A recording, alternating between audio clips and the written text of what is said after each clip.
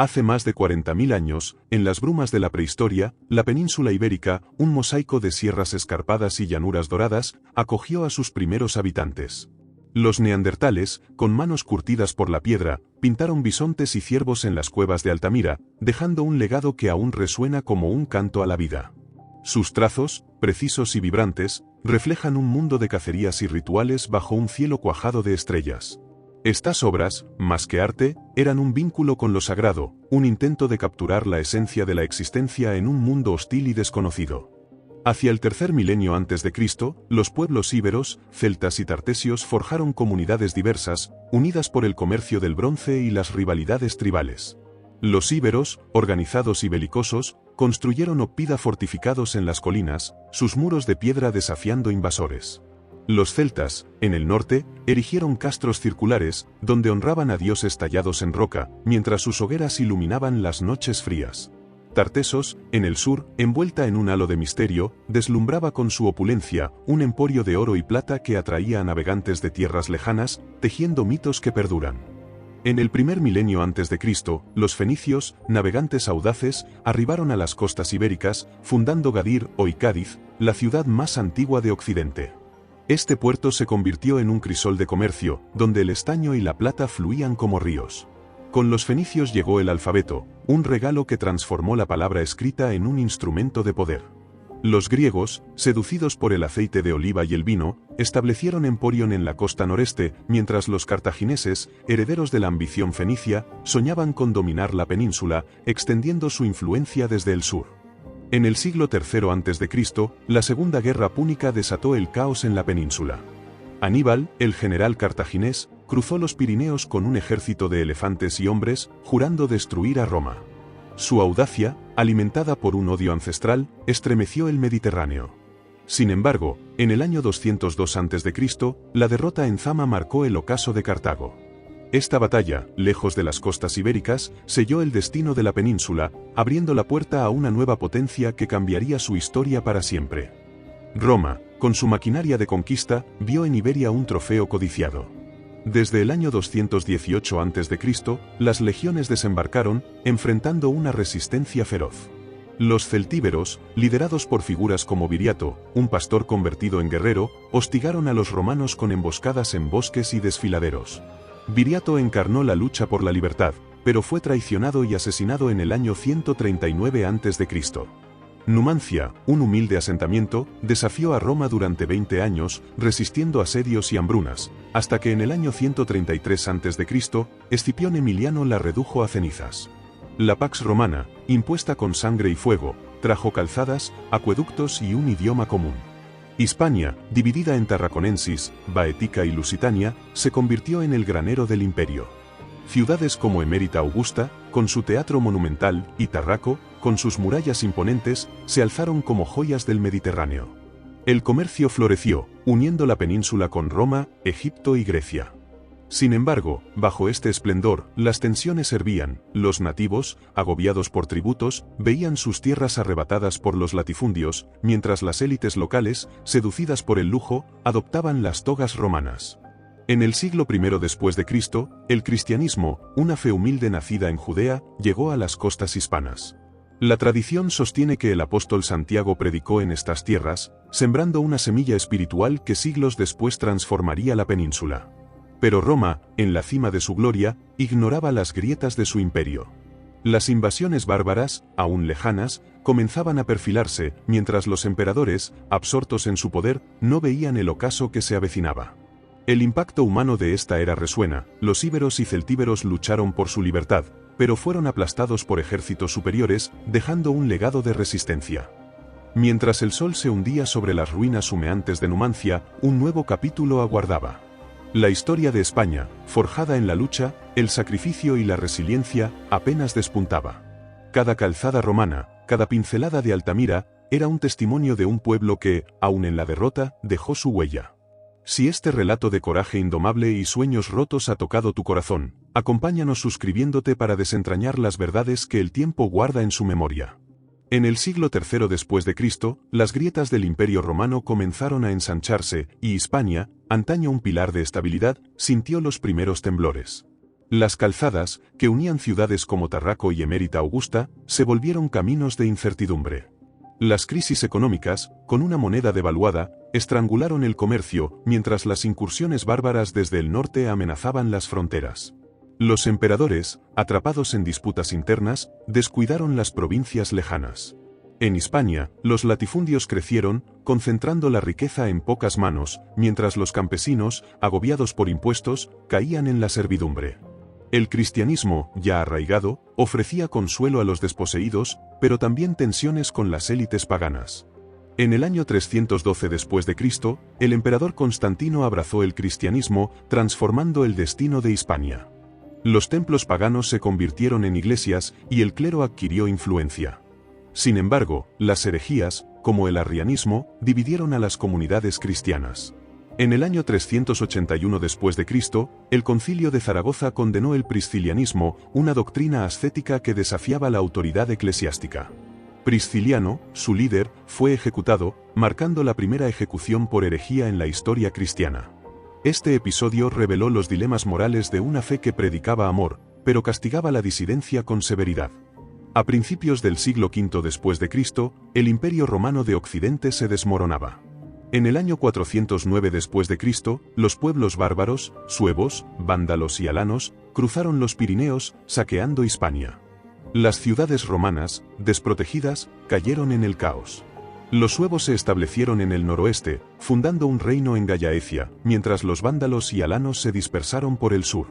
La población, atrapada entre la violencia y el hambre, buscó refugio en las villas fortificadas.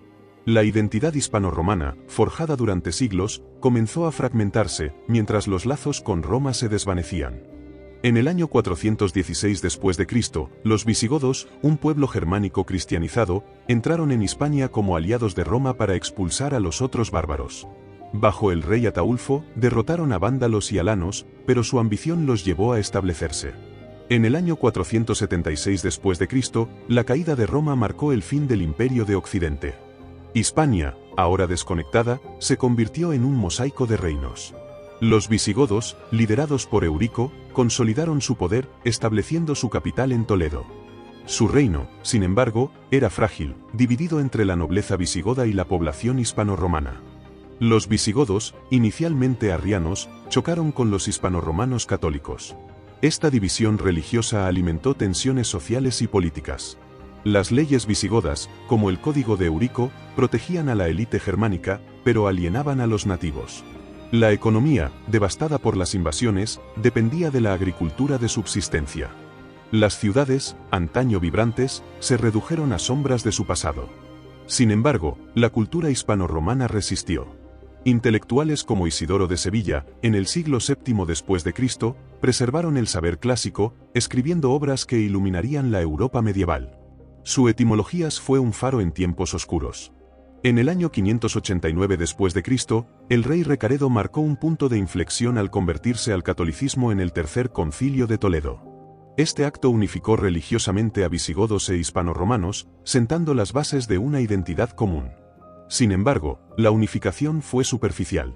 Las rivalidades entre la nobleza visigoda, las conjuras palaciegas y la opresión fiscal debilitaron el reino. Los judíos, una minoría próspera, sufrieron persecuciones crecientes, reflejo de un fanatismo que buscaba cohesión a costa de la diversidad. Estas tensiones internas serían la semilla de la futura caída. El impacto humano de esta era es profundo. Los hispano-romanos, aferrados a su identidad, vieron su mundo desmoronarse bajo las invasiones. Los visigodos, extranjeros en una tierra extraña, lucharon por imponer su autoridad sin comprender a los vencidos. Decisiones como la conversión de Recaredo o la ejecución de Prisciliano revelan los dilemas de una época, como unir a un pueblo dividido por fe y origen. ¿Era la intolerancia un precio justo por la estabilidad? Estas preguntas resonaron en las iglesias de Toledo y las ruinas de Tarraco, marcando el alma de la península. Mientras las campanas de Toledo tañían por la unificación, un nuevo peligro se alzaba en el horizonte. El reino visigodo, frágil y dividido, ignoraba que su fin estaba cerca. La historia de España, tejida con hilos de resistencia y transformación, se preparaba para un capítulo de ruptura y renacimiento. Las decisiones humanas, cargadas de esperanza y error, forjarían un legado que aún late en la tierra. En el año 711 después de Cristo, las costas del sur de la península ibérica temblaron bajo el peso de una nueva fuerza. Los ejércitos musulmanes, liderados por Terik Incillad, cruzaron el estrecho que hoy lleva su nombre, derrotando al rey visigodo Rodrigo en la batalla de Guadalete. La nobleza visigoda, desgarrada por traiciones y ambiciones, facilitó el colapso. En apenas 7 años, los conquistadores, impulsados por la fe islámica y la promesa de botín, dominaron casi toda la península, salvo pequeños reductos en el norte. Al-Ándalus, como se llamó el territorio, marcó el inicio de una era de transformación profunda. La conquista fue tanto militar como cultural. Los musulmanes, procedentes del califato omeya de Damasco, trajeron un sistema administrativo sofisticado y una visión cosmopolita. Las ciudades, como Córdoba, que languidecían bajo los visigodos, renacieron como centros de comercio y saber. Los nuevos gobernantes ofrecieron a los hispanoromanos y visigodos la opción de convertirse al Islam, pagar un tributo como dhimmis o resistir. La mayoría, agotada por la opresión visigoda, aceptó la coexistencia. Sin embargo, las conversiones al Islam crecieron, atraídas por beneficios sociales y económicos, mientras la población judía, liberada de persecuciones, prosperó. En el siglo VIII después de Cristo, Al-Ándalus se consolidó bajo el gobierno de Abd al-Rahman, un omeya exiliado que fundó el Emirato Independiente de Córdoba en el año 756 después de Cristo. Huyendo de la masacre de su familia en Damasco, Abd al-Rahman unificó un territorio fracturado, enfrentando rebeliones de nobles árabes y bereberes. Su reinado trajo estabilidad, pero también tensiones étnicas entre árabes, bereberes y muladíes, los cristianos convertidos al Islam. La construcción de la Gran Mezquita de Córdoba, iniciada en el año 785 después de Cristo, simbolizó el esplendor de Al-Ándalus y su ambición de rivalizar con Bagdad. El impacto económico fue inmenso. Al-Ándalus se convirtió en un nodo del comercio mediterráneo, exportando aceite, seda y cerámicas a Europa y el Magreb. Las técnicas de regadío, heredadas de Persia, transformaron el campo, mientras los zocos bullían con especias y manuscritos. Culturalmente, la península se abrió al mundo. Filósofos como Ibn Masarra introdujeron ideas místicas, mientras poetas cantaban en árabe y hebreo. La convivencia entre musulmanes, cristianos y judíos, aunque no exenta de conflictos, permitió un florecimiento intelectual único. Sin embargo, los mozárabes, cristianos que conservaron su fe, enfrentaron presiones crecientes para asimilarse. En el norte, los reductos cristianos resistieron. En el año 718 después de Cristo, Pelayo, un noble visigodo, lideró una revuelta en las montañas de Asturias, derrotando a los musulmanes en la batalla de Covadonga. Este episodio, magnificado por crónicas posteriores, marcó el inicio de la Reconquista, un proceso que duraría siglos. Los reinos de Asturias, y más tarde, León, se convirtieron en baluartes de la resistencia cristiana. Sus habitantes, aferrados a su fe y tradiciones, vivían en una frontera marcada por racias y pactos. La división entre el norte cristiano y el sur musulmán definió la península. Las tensiones internas en Al-Ándalus no tardaron en surgir. Los muladíes, marginados por la élite árabe, protagonizaron revueltas, como la de Umar ibn Hafsun en el siglo IX después de Cristo. Este líder, un muladí convertido al cristianismo, desafió a Córdoba desde las sierras de Málaga, encarnando la lucha de los desposeídos. Aunque fue derrotado, su rebelión expuso las fracturas de un emirato que, pese a su brillo, luchaba por mantener la cohesión. Los cristianos del norte, mientras tanto, consolidaban sus reinos, soñando con recuperar la tierra perdida. El impacto humano de esta era es innegable. La conquista musulmana trajo prosperidad, pero también desarraigo para quienes perdieron sus tierras. Las decisiones de Abd al-Rahman, como centralizar el poder, forjaron un legado duradero, pero a costa de aplastar disidencias. Los dilemas morales abundaban. ¿Era la tolerancia de los dhimmis un acto de justicia o una estrategia de control? ¿Podía la fe unir a un pueblo dividido por etnias? La convivencia, aunque real, era frágil, marcada por desigualdades y suspicacias. Al-Ándalus, un crisol de culturas, brillaba, pero su luz proyectaba sombras. Mientras la gran mezquita de Córdoba se alzaba hacia el cielo, el norte cristiano afilaba sus espadas. La península, dividida entre dos mundos, vivía un equilibrio precario. La historia de España, tejida con hilos de conquista, resistencia y creación, avanzaba hacia un nuevo horizonte. Las elecciones humanas, desde la audacia de Terik hasta la rebeldía de Pelayo, dejaron marcas imborrables en una tierra que, en su diversidad, buscaba su destino. En el siglo X después de Cristo, Al-Ándalus alcanzó su cenit bajo el Califato de Córdoba, proclamado por Abd al-Rahman III en el año 929 después de Cristo.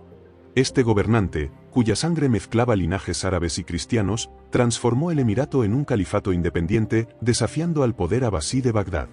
Córdoba, con sus palacios y bibliotecas, se convirtió en la joya del Mediterráneo, albergando a cientos de miles de almas. Sus zocos rebosaban de sedas y especias, mientras la gran mezquita, ampliada, reflejaba la grandeza de un estado que rivalizaba con Bizancio. La administración, eficiente y centralizada, recaudaba tributos que financiaban ejércitos y obras monumentales. El califato no solo era poder, sino cultura. Filósofos como Ibn Rushd, conocido como Averroes, reconciliaban la fe islámica con la razón aristotélica, influyendo en Europa. Poetas como Guayada, una noble de espíritu libre, rompían convenciones con versos que celebraban el amor y la rebeldía. Las bibliotecas de Córdoba, con decenas de miles de manuscritos, atraían a sabios de todo el mundo. Judíos como Asdai ibn Saprut, médico y diplomático, ocupaban cargos clave, mientras los mozárabes preservaban su liturgia cristiana. Esta convivencia, aunque idealizada por crónicas posteriores, era real, pero frágil, sostenida por el pragmatismo de una élite ilustrada. En el norte, los reinos cristianos ganaban fuerza. El reino de León, heredero de Asturias, se expandió, mientras Navarra emergía como un bastión bajo Sancho I. En el año 910 después de Cristo, la capital leonesa se trasladó a la ciudad de León, símbolo de una ambición creciente. Los cristianos, impulsados por la fe y la reconquista, lanzaban razias contra Al-Ándalus, pero también negociaban treguas. La batalla de Simancas, en el año 939 después de Cristo, marcó una victoria cristiana que frenó las incursiones musulmanas. Sin embargo, los reinos del norte, divididos por rivalidades dinásticas, luchaban por unificar sus esfuerzos. El califato, pese a su esplendor, enfrentaba tensiones internas. Los bereberes, marginados por la élite árabe, resentían su exclusión, mientras los muladíes exigían igualdad. Abd al-Rahman III, con mano firme, sofocó rebeliones, pero su sucesor, Al-Hakam II, priorizó la cultura sobre la guerra. A su muerte, el poder recayó en el joven Isam II, bajo la tutela de Almanzor, un general ambicioso. Entre los años 985 y 1002 después de Cristo, Almanzor lideró campañas devastadoras contra los cristianos, saqueando Barcelona, León y Santiago, donde destruyó las campanas de la iglesia. Su ferocidad consolidó el poder califal, pero sembró odio en el norte. La economía de Al-Ándalus florecía gracias al comercio y la agricultura. Los regadíos, perfeccionados con norias y acequias, convirtieron el valle del Guadalquivir en un Edén. El oro africano, traído por caravanas, fortalecía la moneda. En contraste, los reinos cristianos, más rurales, dependían de tributos y botines. Sin embargo, su cohesión crecía. La figura de Santiago Matamoros, inspirada en la resistencia, se convirtió en un símbolo de la reconquista. Los monasterios, como San Millán de la Cogolla, preservaban crónicas que forjaban una identidad cristiana frente al Islam. Las tensiones ideológicas marcaban la península. En Al-Ándalus, la tolerancia religiosa convivía con la supremacía islámica, mientras los cristianos del norte veían la reconquista como una cruzada divina. Los judíos, puente entre ambos mundos, enfrentaban lealtades divididas. Las decisiones humanas eran cruciales. Almanzor, al priorizar la guerra, fortaleció el califato, pero agotó sus recursos. En el norte, reyes como Ordoño III de León arriesgaban sus coronas en batallas por la fe. Estos choques, entre diálogo y espada, definían una tierra en constante reinvención. El impacto humano de esta era resuena. En Córdoba, los sabios soñaban con un mundo de ideas, mientras los campesinos cristianos del norte cargaban con el peso de las razias. La convivencia andalusí, aunque admirable, ocultaba desigualdades, los dhimmis pagaban tributos elevados, y las revueltas bereberes reflejaban exclusión. Los dilemas morales abundaban. ¿Era la guerra de Almanzor un medio para la gloria o un exceso de ambición? ¿Podía la fe justificar la destrucción? Estas preguntas, debatidas en mezquitas y claustros, dejaron huellas en la memoria de la península. Tras la muerte de Almanzor en el año 1002 después de Cristo, el califato comenzó a fracturarse. Las luchas por el poder en Córdoba debilitaron su autoridad, mientras los reinos cristianos, cada vez más unidos, veían una oportunidad. La península, dividida entre el brillo de Al-Ándalus y la tenacidad del norte, se preparaba para un cambio. La historia de España, tejida con hilos de esplendor y sacrificio, avanzaba hacia un horizonte de ruptura y esperanza, donde las decisiones humanas seguirían moldeando su destino. En el año 1009 después de Cristo, el Califato de Córdoba, antaño un faro de poder y cultura, comenzó a desmoronarse. Las luchas internas entre facciones árabes, bereberes y esclavones, sumadas a la ambición de nobles y generales, desgarraron su unidad. Tras la muerte de Almanzor, su hijo Abd al-Malik intentó sostener el poder, pero las conjuras palaciegas y la debilidad de Hisam II precipitaron el caos. En el año 1031 después de Cristo, el califato se disolvió, dando paso a las taifas, pequeños reinos independientes que fragmentaron al Andalus. Sevilla, Zaragoza, Toledo y Granada emergieron como centros de poder, pero su rivalidad debilitó la resistencia frente al norte cristiano. Las taifas, aunque políticamente frágiles, heredaron el esplendor cultural de Córdoba. En Sevilla, el rey Al-Mutamid, poeta y mecenas, acogió a artistas y sabios, mientras en Zaragoza, los Banujad fomentaban la filosofía. Las cortes taifas brillaban con poesía árabe y hebrea, y figuras como el poeta judío Ingabirol dejaron un legado imperecedero. Sin embargo, la riqueza de estas ciudades contrastaba con la inseguridad de sus fronteras. Los reyes taifas, incapaces de unirse, pagaban parias, tributos en oro, a los reinos cristianos para evitar ataques. Esta práctica enriqueció a León y Castilla, pero humilló a los musulmanes.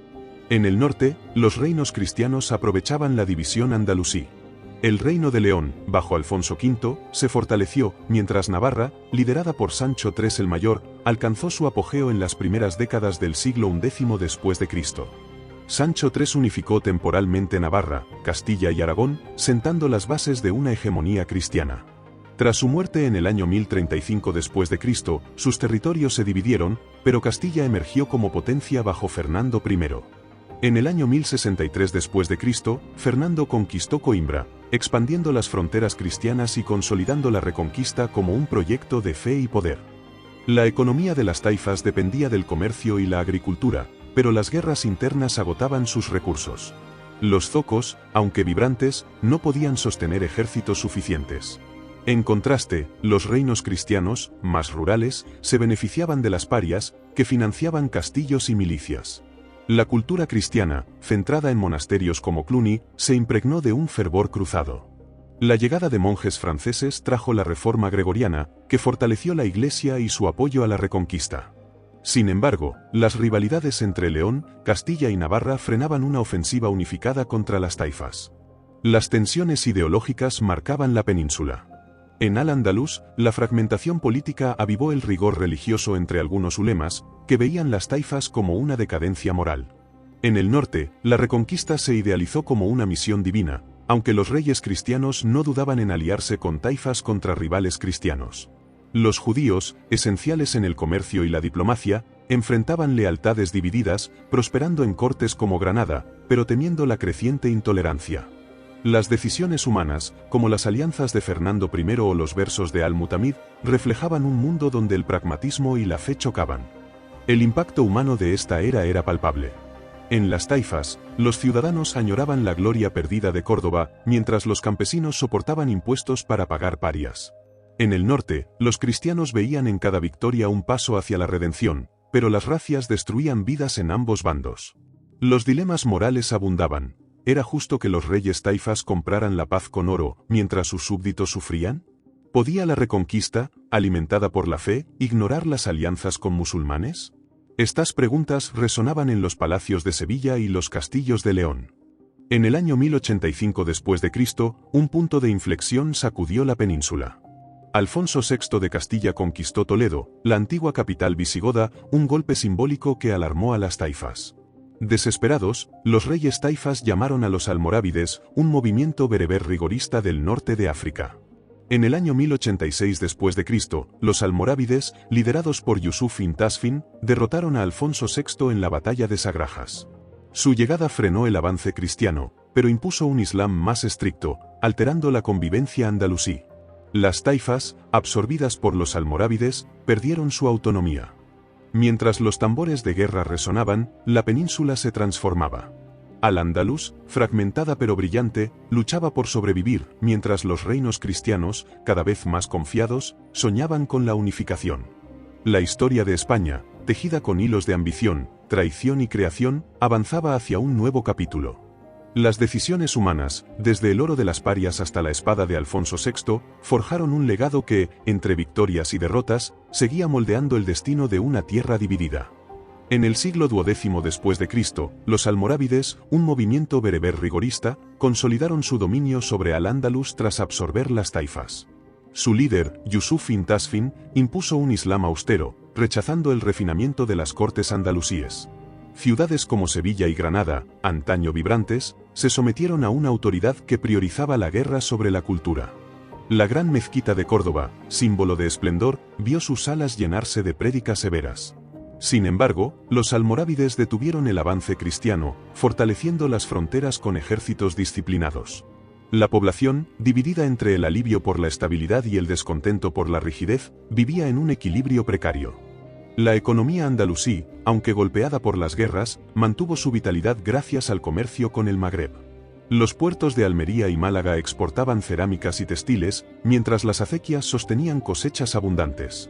Sin embargo, los tributos para financiar campañas agotaban a los campesinos. Los judíos y mozárabes, tolerados como dhimmis, enfrentaron restricciones crecientes y la convivencia, pilar de Al-Ándalus, comenzó a resquebrajarse. Intelectuales como Intufail, que escribía sobre filosofía mística, luchaban por preservar el legado cultural en un clima de fervor religioso. En el norte, los reinos cristianos se fortalecían. Castilla, bajo Alfonso VI, se recuperó de la derrota de Sagrajas, mientras Aragón, liderado por Alfonso I el Batallador, conquistó Zaragoza en el año 1118 después de Cristo. Esta victoria, un hito de la Reconquista, abrió el Valle del Ebro a los cristianos. Los reinos de León, Castilla y Aragón, aunque divididos por rivalidades, adoptaron el espíritu cruzado impulsado por la Iglesia. La Orden de Cluny y las cruzadas en Tierra Santa inspiraron a caballeros que veían la península como un campo de batalla sagrado. Los monasterios, centros de saber, forjaban una identidad cristiana unificada. El dominio almorávide, sin embargo, se debilitó por su inflexibilidad. En el año 1147 después de Cristo, los almohades, otro movimiento bereber aún más rigorista, irrumpieron en Al-Ándalus desde el norte de África. Derrotaron a los almorávides y establecieron su capital en Sevilla, imponiendo un islam puritano que condenaba la poesía y la filosofía. La persecución de judíos y cristianos se intensificó, obligando a figuras como Maimónides, el filósofo judío, a exiliarse. La cultura andalusí, asfixiada, perdió su brillo, mientras las ciudades se convertían en fortalezas para enfrentar a los cristianos. Los almohades lograron un respiro militar con la victoria de Alarcos en el año 1195 después de Cristo, donde derrotaron a Alfonso VIII de Castilla. Esta batalla reforzó su control, pero expuso las tensiones internas. Los andalusíes, acostumbrados a la diversidad, resentían la severidad almohade, mientras los bereberes, leales al califa, se veían como extranjeros. La economía, dependiente de la guerra, se estancó, y las revueltas locales erosionaron la autoridad. En el norte, los cristianos, humillados en Alarcos, juraron venganza, uniendo sus fuerzas bajo la bandera de la cruz. El impacto humano de esta era es desgarrador. En Al-Ándalus, los poetas y sabios, como Intufail, veían sus obras amenazadas por el fanatismo, mientras los campesinos soportaban el peso de la guerra. En el norte, los cristianos, impulsados por la fe, sacrificaban vidas en una reconquista que mezclaba devoción y ambición. Los judíos, atrapados entre dos mundos, enfrentaban el exilio o la conversión forzada. Los dilemas morales eran ineludibles. ¿Era la pureza religiosa de los almohades un ideal o una tiranía? ¿Podía la reconquista justificar la destrucción de una cultura? Estas preguntas resonaban en las mezquitas y los castillos. La injusticia de las persecuciones almohades marcó un punto de inflexión. La expulsión de Maimónides, cuya sabiduría pudo haber enriquecido Al-Ándalus, simbolizó la pérdida de un mundo plural. En el norte, los reyes cristianos, liderados por Alfonso VIII, se preparaban para una ofensiva decisiva. La batalla de las Navas de Tolosa, en el año 1212 después de Cristo, sería el horizonte de este conflicto. Los almohades, debilitados por su intolerancia, enfrentaban un enemigo unido. La península, dividida por la fe y la espada, aguardaba un cambio que redefiniría su destino. Mientras las torres de Sevilla se alzaban bajo el yugo almohade, los cristianos afilaban sus lanzas en Toledo. La historia de España, tejida con hilos de fervor, pérdida y resistencia, avanzaba hacia un nuevo capítulo. Las decisiones humanas, desde la severidad de los almohades hasta la unión de los reyes cristianos, forjaron un legado de lucha y sacrificio. Si esta historia de ideales enfrentados y sueños rotos ha conmovido tu alma, comparte este relato con quien deba conocerlo y déjanos tu huella en los comentarios. En el año 1212 después de Cristo, la península ibérica tembló bajo el peso de un enfrentamiento decisivo. En las llanuras de las Navas de Tolosa, los reinos cristianos de Castilla, Aragón y Navarra, liderados por Alfonso VIII, Pedro II y Sancho VII, unieron sus ejércitos contra los almohades.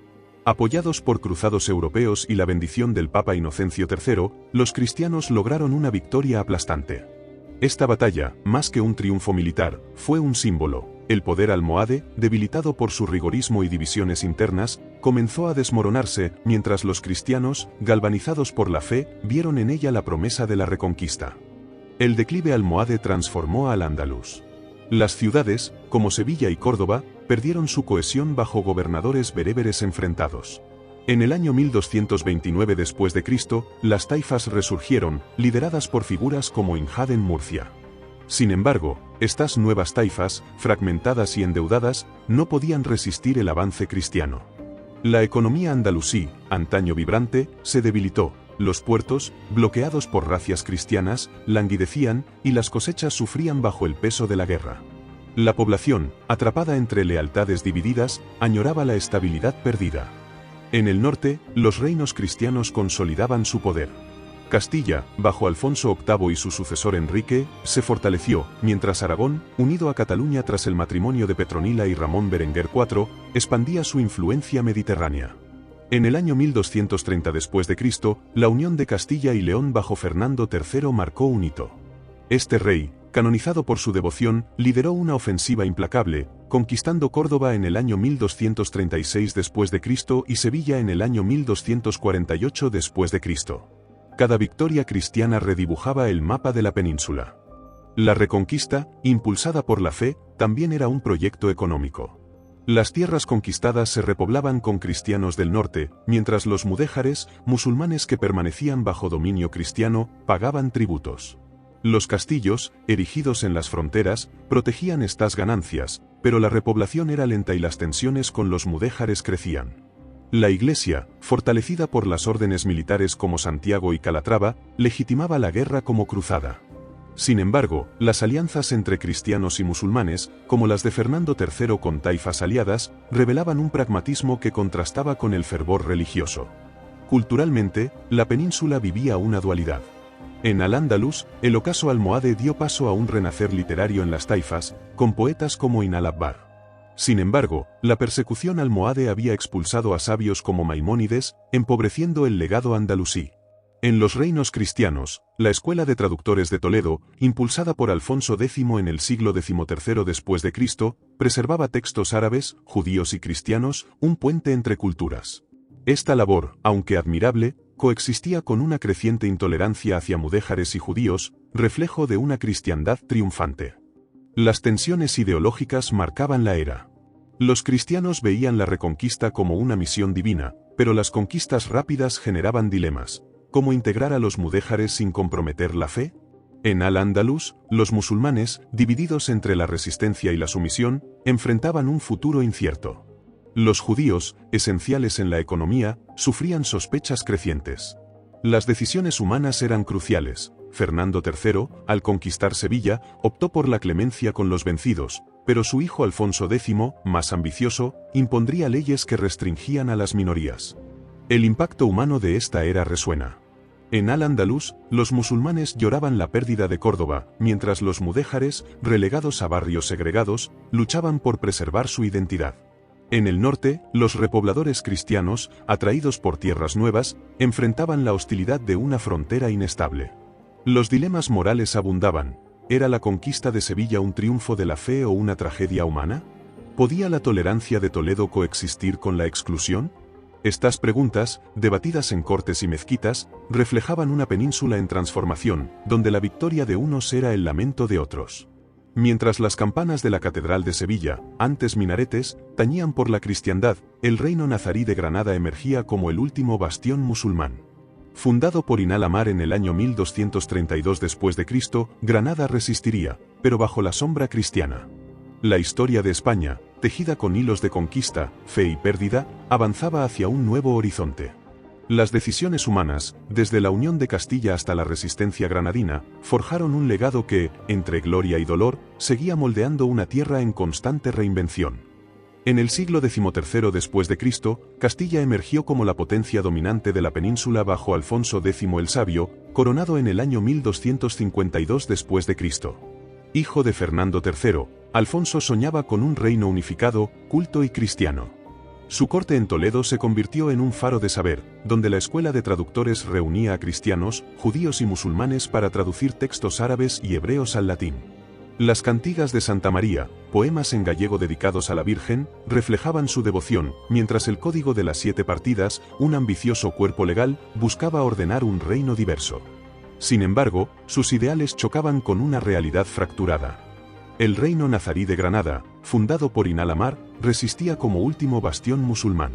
Protegido por las sierras y un pacto de vasallaje con Castilla, Granada floreció como un centro comercial y cultural. La Alhambra, comenzada en el año 1238 después de Cristo, se alzó como un palacio de ensueño, con patios y arabescos que encarnaban el refinamiento andalusí. Los nazaríes, pragmáticos, pagaban tributos a Castilla, pero mantenían su independencia. Su economía, basada en la seda y el comercio mediterráneo, contrastaba con la fragilidad de su posición geopolítica. La economía castellana se fortaleció con las conquistas de Córdoba y Sevilla, pero la repoblación de tierras arrebatadas a los musulmanes era lenta. Los mudéjares, musulmanes bajo dominio cristiano, y los judíos, esenciales en el comercio, enfrentaban restricciones crecientes. Las Siete Partidas, aunque tolerantes en teoría, codificaban desigualdades, relegando a las minorías a roles subordinados. Las órdenes militares, como Santiago, consolidaban el poder en las fronteras, pero las tensiones entre nobles y la corona debilitaban la cohesión. Alfonso X, obsesionado con ser elegido emperador del Sacro Imperio Romano, gastó fortunas en una ambición que nunca se materializó. Las tensiones ideológicas marcaban la península. En Castilla, la reconquista seguía siendo un ideal, pero los pactos con Granada revelaban un pragmatismo necesario. En Granada, los nazaríes preservaban el Islam, pero su vasallaje a un rey cristiano generaba críticas internas. Los judíos, puente entre ambos mundos, sufrían la desconfianza de una cristiandad cada vez más rígida. Alfonso X, al promover la cultura, buscaba unir a su pueblo, pero sus leyes, que limitaban a mudéjares y judíos, sembraron semillas de exclusión. Estas contradicciones reflejaban un reino en transición, dividido entre la tolerancia y el fervor. El reinado de Alfonso X enfrentó crisis internas. En el año 1264 después de Cristo, los mudéjares de Andalucía y Murcia se rebelaron, apoyados por Granada. Alfonso, con ayuda nazarí, sofocó la revuelta, pero el episodio expuso la fragilidad de la convivencia. Las disputas sucesorias agravaron la situación. Su hijo Sancho IV desafió su autoridad, dividiendo a la nobleza. En el año 1282 después de Cristo, Alfonso fue depuesto por Sancho, muriendo en el exilio 2 años después. Su legado, mezcla de genialidad y fracaso, marcó un punto de inflexión para Castilla. En Granada, los nazaríes navegaban un delicado equilibrio. Inal Amar y sus sucesores fortalecieron la Alhambra como símbolo de resistencia, pero su dependencia de Castilla limitaba su autonomía. La cultura granadina, con poetas como Inzambrac, mantenía vivo el espíritu andalusí, pero la presión cristiana crecía. Los mudéjares, atrapados entre la lealtad a su fe y la sumisión, enfrentaban un futuro incierto. La península, dividida entre el poder castellano y la tenacidad nazarí, vivía una calma tensa, donde cada decisión podía alterar el destino. El impacto humano de esta era es profundo. En Castilla, los campesinos soportaban impuestos para financiar las ambiciones de Alfonso, mientras los sabios de Toledo soñaban con un mundo de conocimiento. En Granada, los artesanos de la Alhambra creaban belleza en medio de la incertidumbre, mientras los mudéjares anhelaban un lugar en una tierra que los marginaba. Los dilemas morales resonaban. ¿Era la tolerancia de Alfonso un ideal genuino o una herramienta política? ¿Podía Granada preservar su identidad bajo la sombra cristiana? Estas preguntas, grabadas en los muros de la Alhambra y las leyes de Castilla, definían una época. Mientras las torres de Toledo vigilaban el horizonte, Granada brillaba como un último refugio andalusí. La historia de España, tejida con hilos de saber, fe y conflicto, avanzaba hacia un nuevo capítulo. Las decisiones humanas, desde las leyes de Alfonso X hasta la resistencia nazarí, forjaron un legado de luces y sombras. Castilla, fortalecida pero dividida, y Granada, resiliente pero vulnerable, preparaban el escenario para un futuro donde la unidad y la ruptura se entrelazarían en el destino de la península. En el siglo XIII después de Cristo, Castilla se consolidó bajo Sancho IV, apodado el Bravo, quien asumió el trono en el año 1284 después de Cristo tras deponer a su padre, Alfonso X. Su reinado, marcado por la lucha contra la nobleza rebelde y las incursiones del reino nazarí de Granada, fortaleció la autoridad real. Sancho IV conquistó Tarifa en el año 1292 después de Cristo, estrechando el cerco sobre Granada. Sin embargo, las disputas sucesorias y la peste negra, que azotó la península en el siglo XIV después de Cristo, sembraron inestabilidad. La población, diezmada, enfrentó hambrunas y un futuro incierto.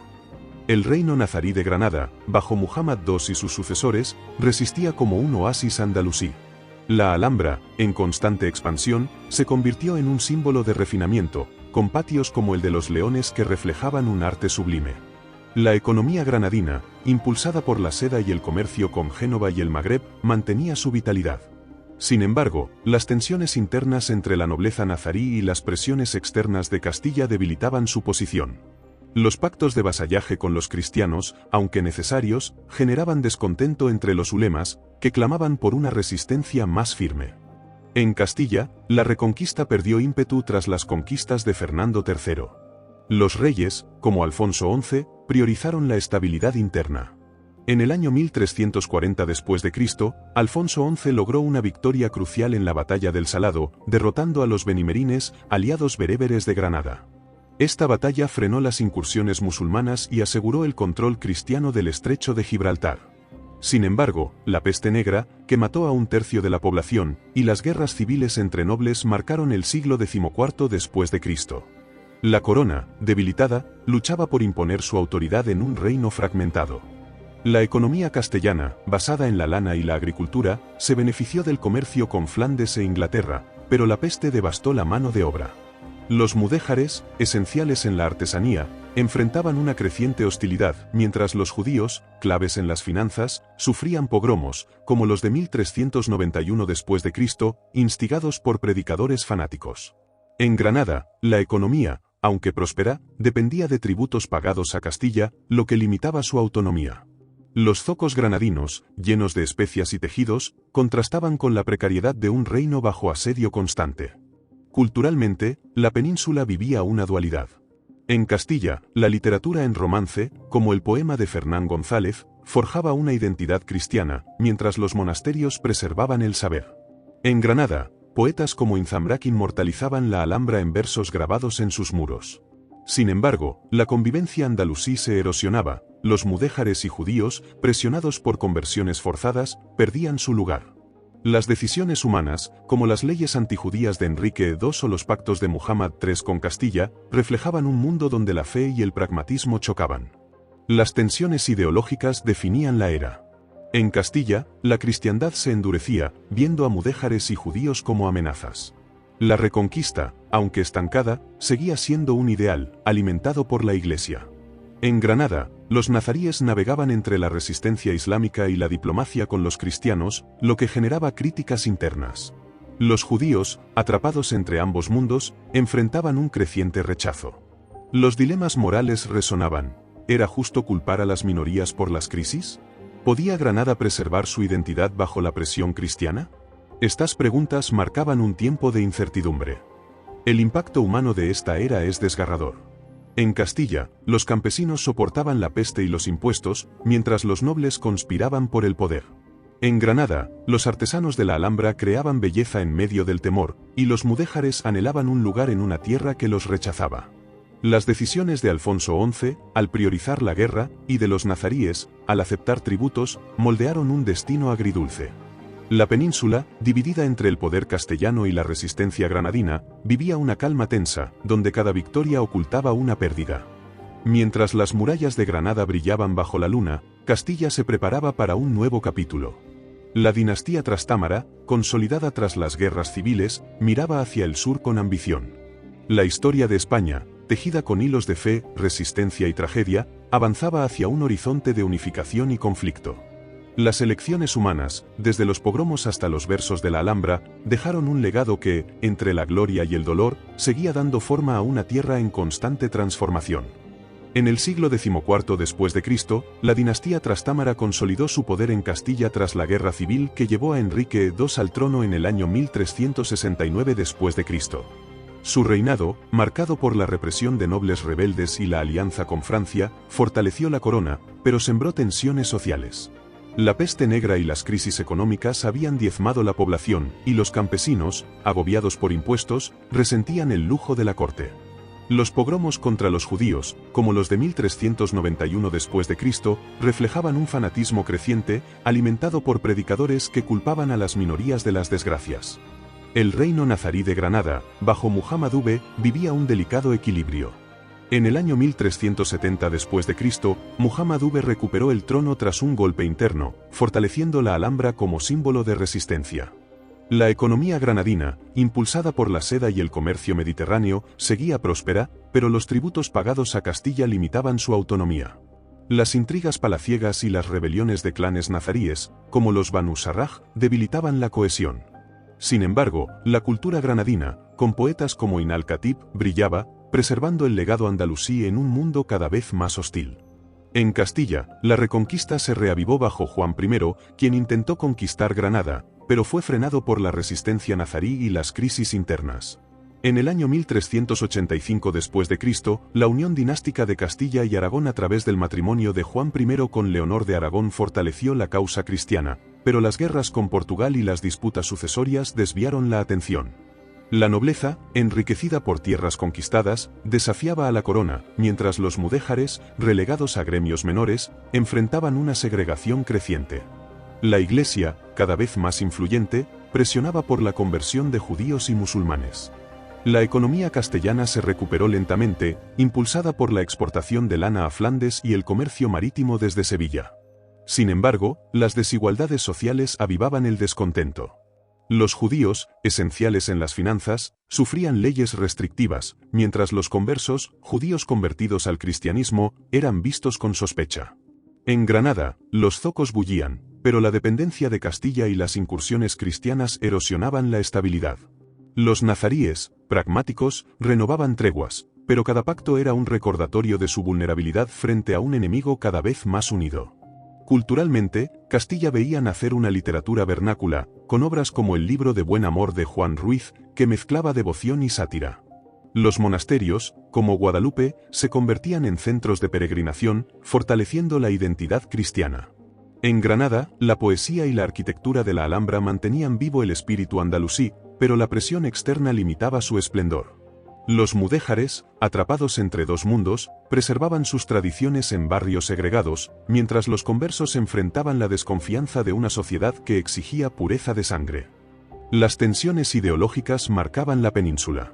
En Castilla, la cristiandad se endurecía, con prédicas que demonizaban a judíos y musulmanes.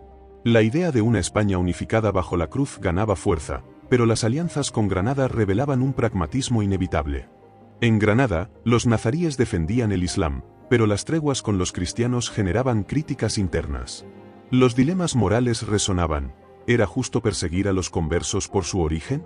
¿Podía Granada sobrevivir sacrificando su orgullo? Las decisiones de Enrique III, al reprimir a los judíos, y de Muhammad V, al negociar con Castilla, moldeaban un futuro incierto. El impacto humano de esta era es profundo. En Castilla, los campesinos soportaban el peso de las guerras, mientras los conversos, como los de Toledo, vivían bajo la sombra de la sospecha. En Granada, los artesanos de la Alhambra creaban belleza en medio del temor, y los nobles nazaríes conspiraban por el poder. Las persecuciones de 1391 después de Cristo, que dejaron miles de judíos muertos o convertidos, marcaron un punto de inflexión, rompiendo la convivencia. Estos actos, impulsados por el miedo y la fe, dejaron cicatrices en una tierra dividida entre la ambición y la resistencia. Mientras las torres de Granada brillaban bajo el sol, Castilla se preparaba para un nuevo capítulo. La llegada de los reyes católicos, Isabel de Castilla y Fernando de Aragón, en el año 1469 después de Cristo, anunciaba una era de unificación. La historia de España, tejida con hilos de fe, exclusión y tenacidad, avanzaba hacia un horizonte de transformación. Las elecciones humanas, desde los pogromos hasta los pactos nazaríes, forjaron un legado que, entre la gloria y la tragedia, seguía moldeando el destino de una península en constante cambio. En el año 1469 d.C., el matrimonio de Isabel de Castilla y Fernando de Aragón marcó el amanecer de una nueva era. Su unión, forjada en secreto contra las intrigas de la nobleza, consolidó los reinos de Castilla y Aragón, sentando las bases de una España unificada. Isabel, coronada en el año 1474 d.C., y Fernando, rey de Aragón desde 1479 d.C., gobernaron con mano firme, domando a los nobles rebeldes y centralizando el poder. Su visión, impregnada de fe cristiana, apuntaba a completar la reconquista y forjar un estado fuerte. El reino nazarí de Granada, último bastión musulmán, resistía bajo Muhammad XII, conocido como Boabdil. La Alhambra, con sus patios y fuentes, seguía siendo un refugio de cultura andalusí, pero las divisiones internas y las incursiones cristianas debilitaban su posición. En el año 1482 d.C., los reyes católicos lanzaron una campaña sistemática contra Granada, conquistando plazas fuertes como Alhama y Ronda. Boabdil, atrapado entre la resistencia y la diplomacia, firmó treguas que solo retrasaban lo inevitable. En el año 1492 d.C., Granada cayó, y Boabdil, según la leyenda, lloró al dejar la Alhambra. La conquista de Granada fue un triunfo militar y simbólico. Los reyes católicos, aclamados como defensores de la fe, impusieron el cristianismo en el antiguo reino nazarí. Los mudéjares recibieron promesas de tolerancia, pero pronto enfrentaron presiones para convertirse. En el año 1492 d.C., el edicto de expulsión ordenó a los judíos abandonar España, forzando a decenas de miles al exilio o a la conversión.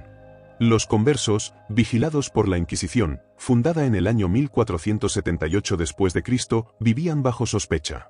Estas medidas, justificadas como unificación religiosa, rompieron siglos de convivencia, dejando cicatrices profundas. La economía de los reinos cristianos se fortaleció con las conquistas. Castilla, impulsada por la lana y el comercio atlántico, y Aragón, con sus puertos mediterráneos, financiaron las guerras y la expansión. Sevilla se convirtió en un centro marítimo, mientras Granada, incorporada a Castilla, aportaba su riqueza en seda. Sin embargo, la expulsión de los judíos, expertos en finanzas, y la conversión forzada de los mudéjares, hábiles artesanos, generaron pérdidas económicas a largo plazo. La nobleza, recompensada con tierras, consolidó su poder, pero los campesinos soportaban impuestos crecientes para sostener las ambiciones de la corona. Culturalmente, la unificación trajo un renacer. La imprenta, introducida en el año 1470 d.C., difundió obras como la Gramática de Nebrija, que estandarizó el castellano. Las universidades, como Salamanca, formaban a una élite ilustrada, mientras los reyes católicos patrocinaban el arte renacentista. En Granada, la cultura andalusí se desvanecía, pero sus arabescos inspiraban a los cristianos. Sin embargo, la Inquisición, con sus autos de fe, ensombreció este florecimiento, persiguiendo herejías y sofocando la disidencia. La España de Isabel y Fernando, aunque brillante, se construía sobre la exclusión. Las tensiones ideológicas definían la era. Los reyes católicos veían la unidad religiosa como pilar de su reino, pero sus edictos contra judíos y mudéjares generaban resistencia. La Inquisición, liderada por Torquemada, alimentaba el miedo, mientras los conversos, como los de Toledo, luchaban por probar su lealtad. En Granada, los antiguos nazaríes, ahora cristianos nuevos, preservaban en secreto sus tradiciones. Los dilemas morales resonaban. ¿Era la expulsión de los judíos un mandato divino o una injusticia? ¿Podía la fe justificar la persecución? Las decisiones de Isabel y Fernando, aunque pragmáticas, marcaron un punto de no retorno. El impacto humano de esta era es desgarrador. Los judíos, desterrados de Sefarad, su hogar de siglos, llevaron su dolor al exilio, mientras los mudéjares, convertidos a la fuerza, perdían su identidad. Los cristianos, celebrando la caída de Granada, ignoraban el costo humano de su triunfo. Las decisiones de los reyes católicos, desde la conquista hasta la Inquisición, forjaron una España unida, pero a costa de miles de vidas rotas. En el año 1492 d.C., el viaje de Cristóbal Colón, financiado por la corona, abrió las puertas del Nuevo Mundo, proyectando el poder español más allá del océano. Mientras las campanas de Granada tañían por la cristiandad, España miraba al horizonte atlántico. La unificación, lograda con sangre y fe, preparaba el escenario para un imperio global. La historia de España, tejida con hilos de conquista, exclusión y ambición, avanzaba hacia un nuevo capítulo. Las elecciones humanas, desde el edicto de expulsión hasta la rendición de Boabdil, dejaron un legado que, entre la gloria y la tragedia, siguió moldeando el destino de una nación en ascenso. En el siglo XVI después de Cristo, España se alzó como la primera potencia global bajo los Habsburgo. Carlos I, heredero de Castilla, Aragón y los territorios de los reyes católicos, asumió el trono en el año 1516 después de Cristo. Como emperador del Sacro Imperio Romano, unió bajo su corona un imperio donde nunca se ponía el sol, desde las Américas hasta Flandes. La conquista de México por Hernán Cortés en el año 1521 después de Cristo y del Perú por Francisco Pizarro en el año 1533 después de Cristo llenó las arcas españolas con oro y plata, proyectando su poder a escala nunca vista. El reinado de Carlos I, sin embargo, estuvo marcado por conflictos. En Castilla, las comunidades, una revuelta de ciudades contra los impuestos y la influencia extranjera, estalló en el año 1520 después de Cristo, pero fue sofocada. En Europa, Carlos combatió a los protestantes y al rey francés mientras defendía el Mediterráneo contra los otomanos. La victoria en Lepanto en el año 1571 después de Cristo, bajo su hijo Felipe II, frenó el avance turco. Sin embargo, estas guerras agotaron los recursos, y la dependencia del oro americano alimentó la inflación, debilitando la economía interna. Felipe II, coronado en el año 1556 después de Cristo, heredó un imperio colosal pero frágil. Desde el Escorial, su palacio monasterio, gobernó con celo religioso, defendiendo el catolicismo contra la reforma protestante. La rebelión de los Países Bajos, iniciada en el año 1566 después de Cristo, y la derrota de la Armada Invencible contra Inglaterra en el año 1588 después de Cristo marcaron los límites de su poder. En América, la explotación de los indígenas y la esclavitud africana sostuvieron la riqueza, pero a un costo humano inmenso, cuestionado por frailes como Bartolomé de las Casas. La economía española, impulsada por el comercio atlántico, hizo de Sevilla un emporio global. Sin embargo, la corona, endeudada por las guerras, declaró bancarrotas en los años 1575 y 1596 después de Cristo. Los campesinos, agobiados por impuestos, abandonaban los campos, mientras la nobleza y la iglesia acumulaban tierras. Los moriscos, descendientes de los mudéjares convertidos, enfrentaban persecución. En el año 1609 después de Cristo, Felipe III ordenó su expulsión, desterrando a cientos de miles y devastando regiones como Valencia. Esta medida, justificada por la fe, agravó la crisis económica. Culturalmente, el siglo de oro iluminó España. Escritores como Miguel de Cervantes, con su Don Quijote publicado en el año 1605 después de Cristo, y dramaturgos como Lope de Vega revolucionaron las letras. Pintores como El Greco y Diego Velázquez capturaron la grandeza y la melancolía de la época. Sin embargo, la Inquisición, vigilante, censuraba ideas y sofocaba la disidencia. La cultura, aunque brillante, reflejaba las tensiones de una sociedad dividida entre la gloria imperial y la intolerancia religiosa, donde los conversos y moriscos vivían bajo constante sospecha. Las tensiones ideológicas marcaban el imperio. Carlos I y Felipe II veían su misión como la defensa del catolicismo, pero sus guerras contra protestantes y otomanos agotaron a España. La expulsión de los moriscos, aplaudida por la Iglesia, fue criticada por quienes veían su valor económico. Los dilemas morales resonaban. ¿Era la pureza religiosa un ideal digno o una obsesión destructiva? ¿Podía un imperio sostenerse sobre la exclusión? Las decisiones de Felipe II, desde la armada hasta la represión de los Países Bajos, forjaron un legado de grandeza, pero también de fragilidad. El impacto humano de esta era es inmenso. En América, los indígenas sufrían bajo el yugo colonial, mientras en España los campesinos cargaban el peso de un imperio insostenible. Los moriscos, desterrados, llevaron su dolor a tierras extrañas, y los artistas del siglo de oro creaban en medio de la censura. La conquista de América, celebrada como hazaña, ocultaba genocidios y esclavitud. Las elecciones humanas, desde las campañas de Cortés hasta la expulsión de los moriscos, dejaron cicatrices en un imperio que, en su apogeo, ya mostraba signos de declive. Mientras el sol se ponía sobre el Escorial, España enfrentaba un futuro incierto. La historia de España, forjada en la lucha, la fe y la ambición, es un tapiz de luces y sombras. Desde las cuevas de Altamira hasta el imperio global, cada paso refleja el coraje y los errores de un pueblo. Su legado, mezcla de creación y destrucción, nos invita a reflexionar.